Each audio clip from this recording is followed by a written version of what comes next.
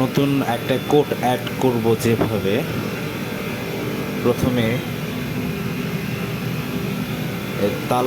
তালার যে প্রতীক মানে লকের যে প্রতীক ওখানে ক্লিক করব, দেন এখানে কোড নাম্বার দিতে হবে, ইন্টার পাসওয়ার্ড, এখানে ইন্টার পাসওয়ার্ড দিতে হবে।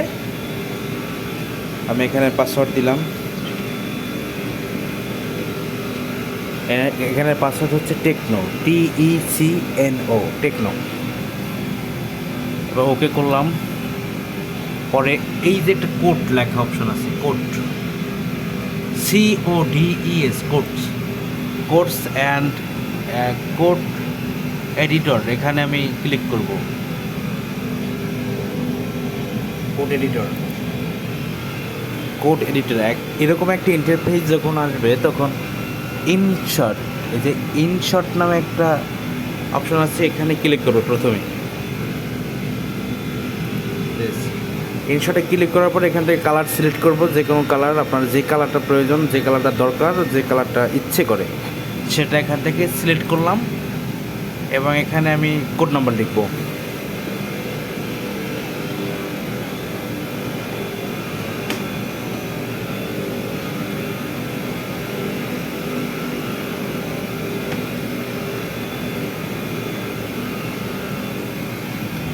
যে কোড প্রোডাকশন যে কোড চলবে ওই কোড নাম্বারটা আমি দিলাম।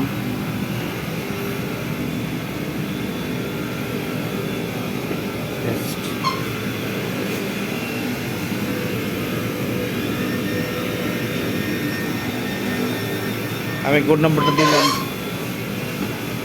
কোড নাম্বারটা দেওয়ার পরে এখানে আর্টিকেল ডিসক্রিপশন নামে যে অপশনটা আছে, এখানে আপনি যে কোনো একটা জিনিস লিখে দিলেন। মনে করেন আমি লিখে দিলাম ওয়াল টাইস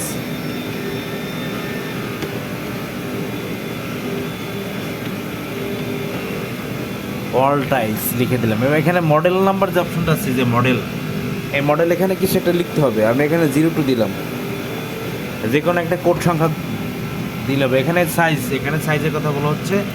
আমি এখানে এটা হচ্ছে 3060 সাইজ, আমি 3060 সেভ করে দিলাম, লিখে দিলাম।